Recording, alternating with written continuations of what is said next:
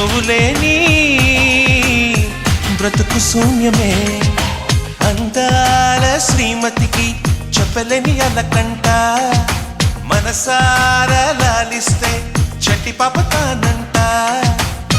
శ్రీవారి సరసాలు పన్నిటితో జలకాలు, నీ చూపులో మురిపాలు, నీతో ఎలా జగడాలు.